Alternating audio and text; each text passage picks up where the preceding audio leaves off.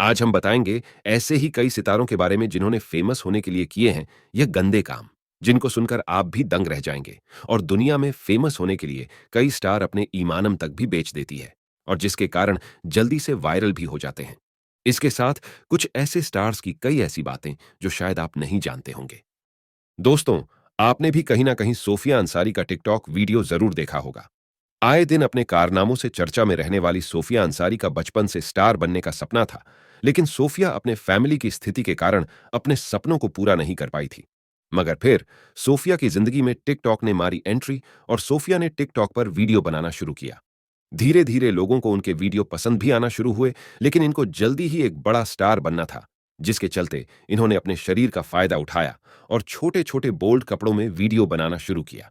छोटे कपड़ों के वीडियो के चलते इन्हें और ज्यादा लाइक्स और फॉलोअर्स मिलने लगे।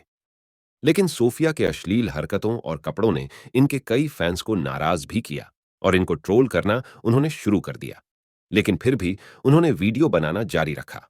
मगर सोफिया की इन हरकतों की वजह से इंस्टाग्राम ने उनका अकाउंट बंद कर दिया था।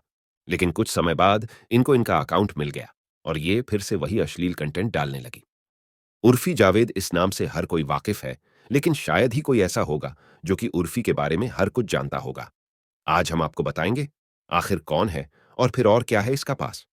उर्फी का जन्म लखनऊ के एक मुस्लिम फैमिली में हुआ था। उर्फी जावेद अपने ड्रेसिंग स्टाइल को लेकर काफी चर्चा में रहती है। हाल ही में इन्होंने एक चीज का खुलासा किया अपनी जिंदगी के बारे में।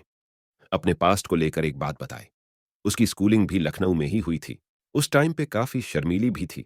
जब उर्फी 9th क्लास में थी, तब कुछ लड़कों ने मिलकर फोटोपोन वेबसाइट पर अपलोड कर दी गई थी, और काफी बदनामी हुई थी। फिर सब रिश्तेदारों को ये बात पता लगी, फोटो वायरल हुई है, तो इन्होंने अपनी जान देने की कोशिश भी करी। सबका पास्ट होता है कुछ ना कुछ। इसके कुछ दिनों बाद ही इनके पापा ने दूसरी शादी कर ली और घर छोड़कर चले गए। उसके बाद कंधों पर घर की सारी जिम्मेदारी आ गई, और ग्रेजुएशन के बाद उर्फी कॉल सेंटर में भी काम करने लगी। कुछ सालों बाद मुंबई आने का फैसला किया, और फिर वो सिल्वर स्क्रीन पे करियर बनाने की भी कोशिश की और फेल हो गई। फिर इन्होंने एक डिजाइनर बनने का फैसला किया।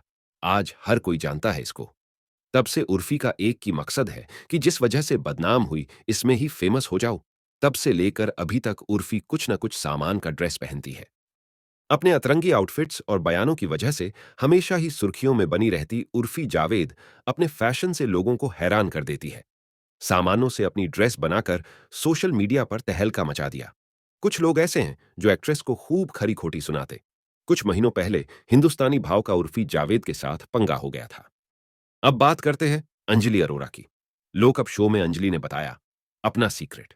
दरअसल 3 असुरक्षित कैदियों को खुद से जुड़ा डार्क सीक्रेट बताने का आदेश कंगना ने लोकअप शो दिया था, तो अंजलि ने अपना डार्क सीक्रेट बाकी कैदियों के सामने साझा किया, और यह बताया कि उनका कोई बॉयफ्रेंड नहीं है, और उनके माता पिता को भी यह बात पता नहीं है कि जब वह रसिया के लिए शूट के सिलसिले से बाहर गई थी, तो वहां का होटल रिसेप्शनिस्ट उन्हें पसंद आ गया था।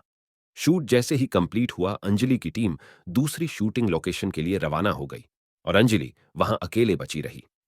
अंजलि के पास पैसा नहीं था, तो अंजलि ने होटल रिसेप्शनिस्ट के पार्टी में शामिल होने का फैसला किया।